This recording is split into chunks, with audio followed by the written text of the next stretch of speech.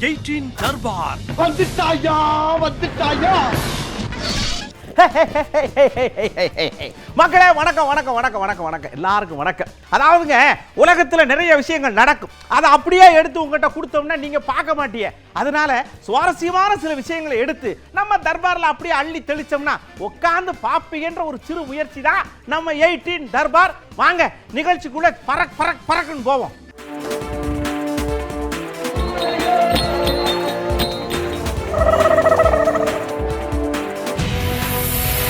இந்த ஆட்சி தான் காமராஜர் ஆட்சியா?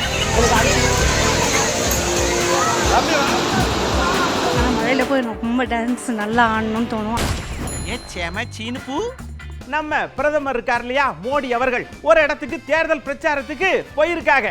போனவங்க ஆப் கடாக கோன்ஹே காணுக அப்படின்னு பேசுறதை விட்டுவிட்டு, ஐயா காங்கிரஸ் கூட்டணி ஆட்சிக்கு வந்தா கோயிலை இடிச்சிருவாங்கயா, 500 வருஷம் கெட்ட கோயில் வடக்கு இடிச்சு விட்டாங்க, என்ன செய்விய, அதனால எங்களுக்கு ஓட்டு போடுங்க இப்படின்னு கேட்ட உடனே எதிர்முகம் அப்படியே கலகலத்து போயிருக்கு. ஆட்சிக்கு வந்தா ராமர் கோயில புல்டோசர் வச்சு இடிச்சு விடுவாங்க அப்படின்னு பிரதமர் நரேந்திர மோடி இருக்கார்ல, அவரு குற்றம் சாட்டியிருக்காரு. தோல்வி பயத்துல இப்படி பேசிட்டு இருக்காரப்பா அப்படின்னு திமுக செய்தி தொடர்பாளர் விமர்சனம் பண்ணியிருக்கார். உத்தரப்பிரதேச மாநிலம் பரபான்கில் அப்படிங்கிற இடத்துல தேர்தல் பரப்புரை கூட்டம் நடந்திருக்கு. அதுல பிரதமர் மோடி கலந்துகிட்டாரு.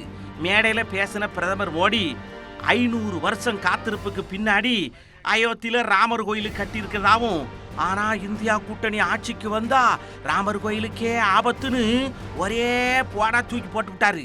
सपा कांग्रेस वाले सरकार में आए तो रामलला को फिर से टेंट में भेजेंगे और मंदिर पर बुलडोजर चलवा देंगे. क्या योगी जी से यही सीखना है क्या? ஆனா தோல்வி பயத்தில் இருக்கிறதால பிரதமர் மோடி எதிர்கட்சிகளை குறை சொல்லி ஓட்டு வாங்க வேண்டிய நிலைக்கு தள்ளப்பட்டிருக்காரியா அப்படின்னு திமுக செய்தி தொடர்பாளர் TKS இளங்கோவன் விமர்சனம் பண்ணியிருக்காப்படி. எந்த வகையிலும் அவர் பொய் சொல்வதை தவிர வேறு எதுவும் சொல்லுவதில்லை என்று கங்கணம் கட்டி கொண்டு பேசி வருகிறார் என்பது தெரிகிறது. அவர் பேச்சே இப்ப தோல்வி பயத்தில் எப்படியாவது ஓட்டு வாங்கணும், எந்த பொய்யை சொல்லியாவது ஓட்டு வாங்கணும், எதிர்கட்சிகளை ஏதாவது ஒரு குறையை சொல்லி எப்படியாவது ஓட்டு பெற வேண்டும் என்ற ஒரு நிலைக்கு அவர் தள்ளப்பட்டிருக்கிறார் என்பதுதான் இதன் மூலம் நிரூபணமாகிறது. பொய் இதுவரை பொய்யைத்தான் சொல்லி வந்திருக்கிறார். இந்த கலவரத்துக்கு மத்தியிலே காங்கிரஸ் ஆட்சிக்கு வந்ததும் இப்ப இருக்குல்ல பிரதமரின் கிரீன் கல்யாண் திட்டத்தின் கீழே வழங்கக்கூடிய 5 கிலோ உணவு தானியத்தை 10 கிலோவா உயர்த்தி வழங்குவோம்னு ராகுல் பதிவிட்டு பரபரப்ப கூட்டி இருக்காருங்கோ. இங்க பாருங்க, கன்னியாகுமரியில ஒரு பாப்பா, அவங்களுக்கு பார்வை திறன் கம்மி. அவங்க என்ன பண்ணியிருக்கிறாங்க அப்படின்னா பரீட்சையில 90% மார்க் வாங்கியிருக்கிறாங்க. எப்படி தானே கேட்குறீங்க? நான் சொல்றதை விட இதை பாருங்க புரியும்.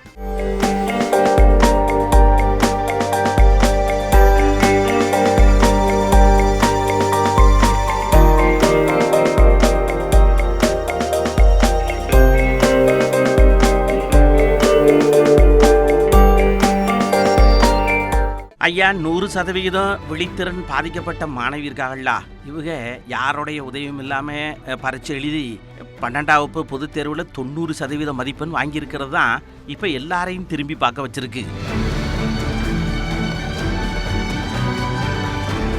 கன்னியாகுமரி மாவட்டம் மருதூர் குறிச்சி பக்கத்துல எட்வின் ஜோசு, ஜபசிலின் விஜிலா இவங்களுடைய மக மாணவி ஏஞ்சலின் லிபிகா மார்த்தாண்டத்தில் உள்ள ஒரு தனியார் பள்ளிக்கூடத்தில் இந்த CBSE பாடத்திட்டத்தில் 12ஆம் வகுப்பு படித்த மாணவி லிபிகா 12வது வகுப்பு பொதுத் தேர்வை இந்த ஸ்கிரீன் ரீடர் தொழில்நுட்பம் அப்படின்னு இருக்குல்ல, அதை பயன்படுத்தி தன்னுடைய லேப்டாப் மூலமாக எழுதினாங்க.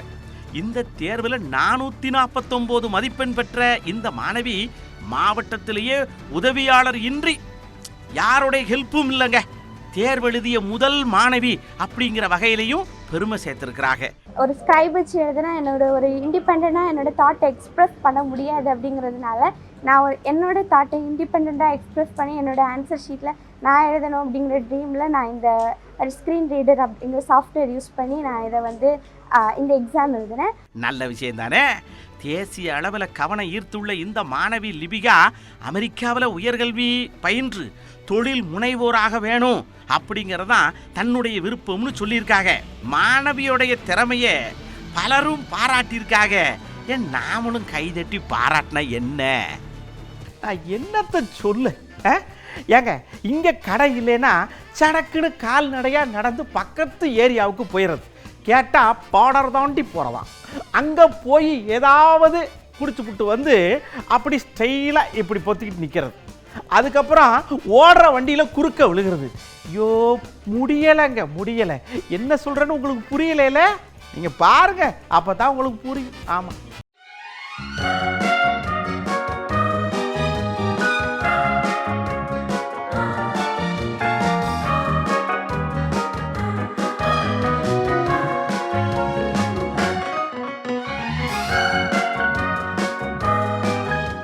ஏதோ நிற்கிற லாரியில தான் இப்படி சாஞ்சிருக்கிறாரோ அப்படின்னு தான் தோணும். ஆனால் என்ன நடந்தது தெரியுமா? மது போதையில் நடக்க முடியாம அந்த இளைஞர் பண்ண லந்துதாயா இது. விஷயம் என்னன்னா, தமிழ்நாட்டில் பகல் 12 மணிக்கு தான் இந்த டாஸ்மாக் கடையை திறப்பாவ. அது வரைக்கும் நாங்கள் என்ன பண்ணுறது அப்படின்னு கிருஷ்ணகிரி மாவட்டம் ஓசூர் சுற்று வட்டார பகுதியில் இருக்கவெல்லாம் சேர்ந்து கூடி பேசி காலையிலே கர்நாடகா எல்லைக்கு படையெடுக்க ஆரம்பிச்சிடறாங்க. அதுவும் தமிழ்நாட்டை விட கர்நாடகாவில் ரேட்டு கம்மியாக. கூட்டம் அள்ளுதப்பா அந்த ஏரியாவில். அப்படித்தான் கிருஷ்ணகிரி மாவட்டத்தை சேர்ந்த அந்த நபரும் கர்நாடக எல்லையில் இருக்கிற அத்திப்பள்ளி பகுதிக்கு போய் மதுவில் குளிச்சு திரும்பியிருக்காரு. போகிற தலைக்கேறினதால உசுறு போனா போகட்டும்டா அப்படின்னு லாரியை மறித்து லாரி மேலே சாஞ்சு தூங்க ஆரம்பிச்சுட்டாப்ல.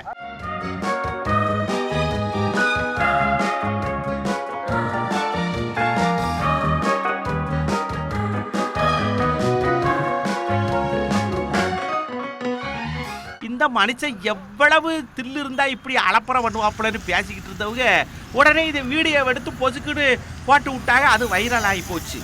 இப்படி தினமும் பல பேர் கர்நாடக எல்லையில் இருக்கிற கடைகளுக்கு போய் குடிச்சுக்கிட்டு வந்து ரோட்டை மறித்து படாத பாடுபடுத்துறதா அங்கே உள்ள ஊரை நொந்துக்கிறாங்க. இதுக்கு அரசு தான் ஒரு முடிவு கட்டணும்னு கோரிக்கை வச்சிருக்காங்க. ஏயா எல்லை விட்டு எல்லை போய் குடிச்சா யார் என்னையா பண்ண முடியும்? சரி, ஏதாவது பண்ணலாம்னு அரசு யோசிக்கும். நம்ம காங்கிரஸ் கட்சி தலைவர் செல்வ பெருந்தகை இருக்காங்கல்ல, இவங்க என்ன பண்ணாங்க? ஒரு நாள் என்ன பண்ணாங்க, எல்லாரையும் கூப்பிட்டு வச்சு, ஐயா இந்த மாடல் ஆட்சிகள் அது ஆட்சிகள்ரா இருக்குல்ல, அதை பற்றி ஒரு விஷயத்தை சொல்கிறேன் அப்படின்னு எல்லாரையும் கூப்பிட்டு வச்சு சொல்லியிருக்காங்க. அது என்னங்கிறத இப்போ பார்ப்போம். திமுக வந்து அவங்க கட்சிக்கு கொள்கை கோட்பாடு, அவங்களுக்கு திராவிட மாடல் எல்லாம் இருக்கு. எங்களுடைய கட்சிக்கு கொள்கை கோட்பாடு, எங்களுடைய மாடல் பெருந்தலைவர் காமராஜருடைய மாடல். அதையும் இதையும் நம்ம முடிச்சு போட்டு பார்க்க முடியாது. மக்கள் தான் தீர்மானிக்கும், இயற்கை தான் தீர்மானிக்கும். எங்களுடைய தோழமை உண்மையான தோழமை திராவிட முன்னேற்ற கழகமும் காங்கிரஸ் பேர் இயக்கம். அதுக்கு ஒரு படி மேல போய் சொன்னா, எங்க தலைவர் ராகுல் காந்திக்கும் இன்றைய முதலமைச்சர் தளபதி அவர்களுக்கும் ஒரு உண்மையான தோழமை அண்ணன் தம்பி உறவு இருக்கிறது. எங்க தலைவர் ராகுல் காந்திக்கும் இன்றைய முதலமைச்சர் தளபதி அவர்களுக்கும் ஒரு உண்மையான தோழமை அண்ணன் தம்பி உறவு இருக்கிறது. இப்போ நம்ம ஐயா செல்வ பெருந்தகை ஐயா நல்லா சம்முனி சேர் போட்டு உட்காந்து சூப்பரா ஒரு விஷயம் சொன்னாங்கல்ல, சரி இப்படியே சொல்லிட்டு விட்டுட்டா பஞ்சு அடுத்து வரும். அதுக்கு தானே நாங்க வச்சிருக்கிறோம். அவர் நல்லாட்சி தந்து கொண்டிருக்கின்றார். அவரை முழுமனதோடு நான் பாராட்டுகின்றேன். ஆட்சிக்கு எப்படி வேண்டுமானாலும் பெயர் வைக்கலாம். காமராஜர் ஆட்சி என்று பெயர் வைக்கலாம், அல்லது திராவிட ஆட்சி மாடல் ஆட்சி என்று பெயர் வைக்கலாம், அல்லது கக்கலை போன்றவர்கள் எல்லாம் சொல்லலாம். எல்லோரையும் விட நல்ல அரசாங்கத்தை நடத்துகின்றவர்களுக்கு நாம் துணை நின்றாக வேண்டும். என்னை பொறுத்தவரையில் உங்களுக்கு கொஞ்சம் மனது வருத்தம் இருந்தாலும் கூட, நான் ஸ்டாலினுடைய ஆட்சியை காமராஜர் ஆட்சி என்று சொல்வதிலே, நான் ஸ்டாலினுடைய ஆட்சியை காமராஜர் ஆட்சி என்று சொல்வதிலே எனக்கு சிறிது தயக்கமும் கிடையாது. ஐயோ ஒரே குழப்பம். குழப்பமா இருக்கு ஐயா, குழப்பமா இருக்கே. நான் சொல்லலங்க, எனக்கு எந்த குழப்பமும் கிடையாது. நம்ம அக்கா தமிழிசை சவுந்தரராஜன் இருக்காங்கல்ல, அவங்களுக்கு தான் குழப்பம். ஐயா, இது என்ன மாதிரியான ஆட்சி, என்ன மாடல் ஆட்சி, தயவு செஞ்சு எனக்கு விளக்கிருங்க. என்னால முடியல அப்படின்னு சொல்றாங்க, பாப்போம். பாவம் 57 வருஷம் நாங்க விட்டுட்டோம்னு இப்ப அவரு சொல்றாரு. ஆனா கூட இளங்கோவன் என்ன சொல்றாரு, இந்த ஆட்சியே காமராஜர் ஆட்சின்னு சொல்றாரு. இப்ப இவங்க எது காமராஜர் ஆட்சின்னு ஒரு முடிவுக்கு வரட்டும். தமிழகத்துல எத்தனையோ முதலமைச்சர்கள் சிறப்பாக செயலாற்றினார்கள். இன்னைக்கு அண்ணன் இளங்கோவன் சொல்றாரு இந்த ஆட்சி தான் காமராஜர் ஆட்சியா. எனக்கு அதோட அதிர்ச்சியான ஒரு செய்தி இருக்கவே முடியாது. ஆர்பி உதயகுமார் இதுக்கு ஒரு கவுண்டர் கொடுத்துருக்கிறாரு, என்னன்னு பார்ப்போம். அவங்க செல்வ பெருந்தகை தான் கட்சியினுடைய தலைவராக இருக்கார்.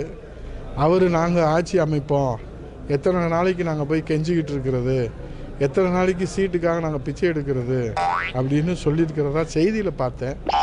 இவர் சொல்லியிருக்கிறதா நேற்று இரவு செய்தியில் பார்த்தோம். அவங்களுக்குள்ள என்ன உள்குத்தோ வெளிக்குத்தோ தெரியல, அது அவங்க தான் தீர்த்துக்கணும், நமக்கு அது சம்மந்தம் இல்லை.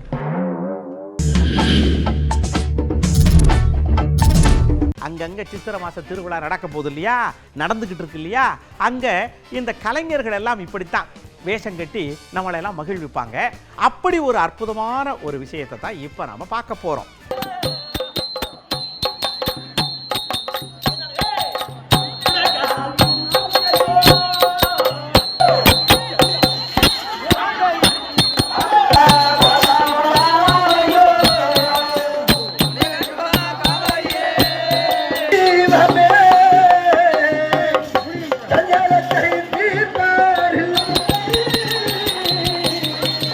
திருப்பதியில போய் தன்னுடைய வேண்டுதலை எல்லாம் கொட்டுறதுக்காக மக்கள் வரிசை கட்டி நிற்கிறாங்க.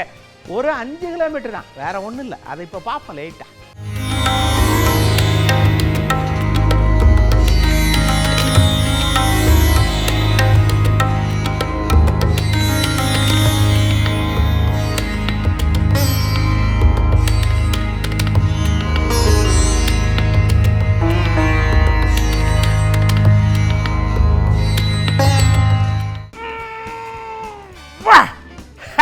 எப்படி தூக்கணும் பார்த்தீங்களா கண்ணாடிய? இப்படியெல்லாம் நான் செய்யலைங்க. பாண்டிச்சேரியில் ஆண்களுக்கு நிகராக இல்லை, அதுக்கு மேலே நாங்கள் பெண்களை பழு தூக்குறதுல பயிற்சி கொடுத்து அவங்கள வின் பண்ண வைப்போம் அப்படின்னு ஒரு முனைப்போட செயல்படுறாங்க. அது என்னங்கிறத சொர்க்கமே என்றாலும் அப்படியே பார்ப்போம்.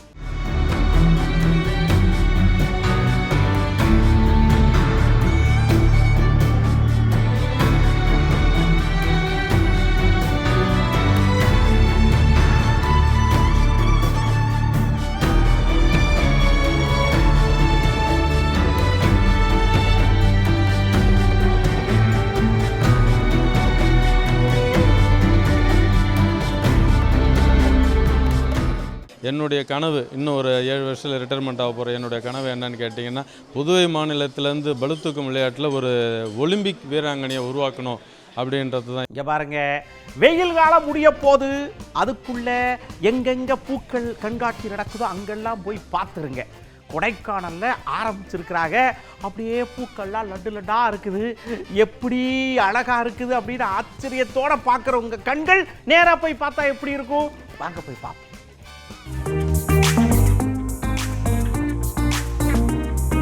ஆகா, என்ன அழகான பூ! அட, நம்ம ஈவு கோழி பூவா நிக்குது. இது என்ன பூவை ரவுண்ட் ரவுண்டா தொங்க விட்டுருக்காங்க?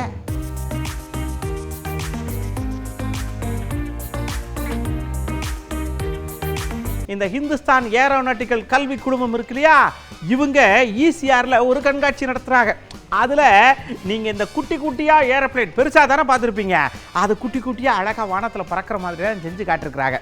திறமைகளை வெளிப்படுத்துதல் முக்கியம்.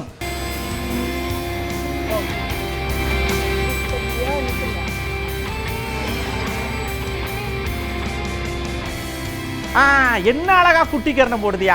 ஆமா, இந்த பிளைட்டுக்கு டிக்கெட் வாங்கிட்டு போகணுமா, டிக்கெட் வாங்காம போகணுமா?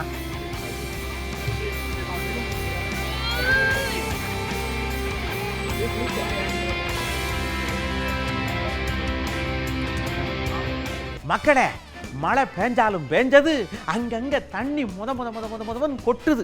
அதுலயும் குற்றாலத்துல கொட்டுற தண்ணிய பார்த்தா 1000 கண்ணு இல்லைங்க, 50,000 கண்ணை பின்னாடி சொருகி வச்சுட்டு பார்க்கணும் போல் இருக்கு. வாங்க பாப்போம், உட்காராதங்க. ஐயோ, மழை பெஞ்சு காட்டு வெள்ளம் எப்படி வருது! ஒடியாந்துரு. ஆமா, தண்ணி எப்படி வருது! ஏன் வேமா ஓடியாடா தம்பி! அழகா இருக்கிற தண்ணி, ஆனா காட்டாற்று வெள்ளம் ஆபத்து.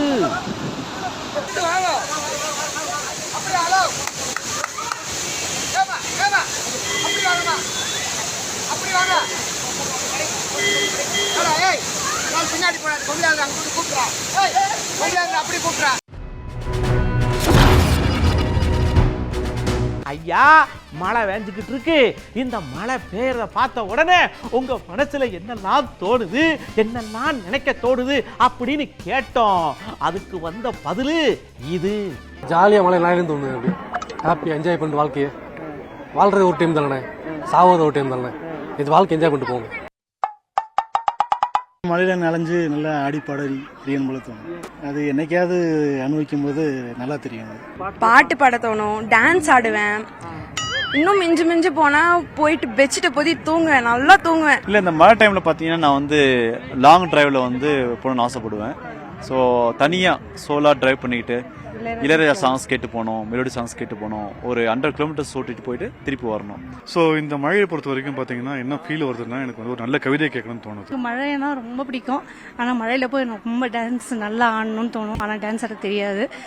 ஸோ அமைதியாக உட்காந்து மழையை கண்ணாடிக்கு முன்னாடி, அதாவது விண்டோ மிரரில் வந்து மழையை பார்த்து ரசிக்கணும்னு ஆசை. ஐயா, நல்லா நடிப்பங்கயா, ஒரே ஒரு வாய்ப்பு கொடுங்கயா, நான் நல்லா நடிப்பீங்க, கலையை வளர்ப்பங்கயா அப்படின்னு கேட்டு வர்றவங்க கேமரா ஆக்ஷன் அப்படின்னு சொல்லி கொஞ்சம் பெருசா வளர்ந்த உடனே ஹலோ சார் யாருன்னு உங்களுக்கு தெரியல, திடீர்னு பார்த்தா பிளாக் பண்ணிடுறாங்க நம்பரை. இப்படிதான் ஒருத்தர் குமுறுன்னு கோடையடி மாதிரி குமுறி இருக்கிறாரு. யார் அப்படிங்கிறத பார்ப்போம். பெரிய பெரிய நடிகர்கள் எல்லாமே ஓடுற குதிரையில ஏறிட்டு ஏமாத்துறாங்க.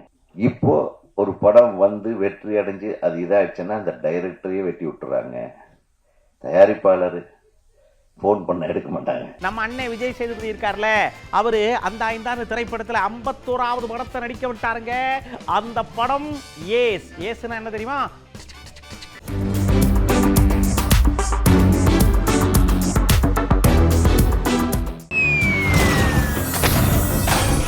நம்ம பிரான்ஸ் கால்பந்து வீரர் எம்பாபே இருக்கார் இல்லையா, அவருக்கு பெர்லின்ல ஒரு மெழுகு சிலை வச்சிருக்கிறாங்க.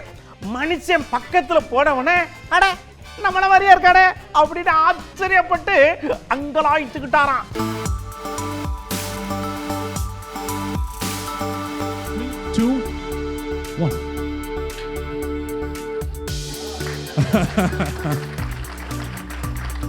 சரி, இப்போ நான் கிளம்ப வேண்டிய நேரம் வந்துருச்சு.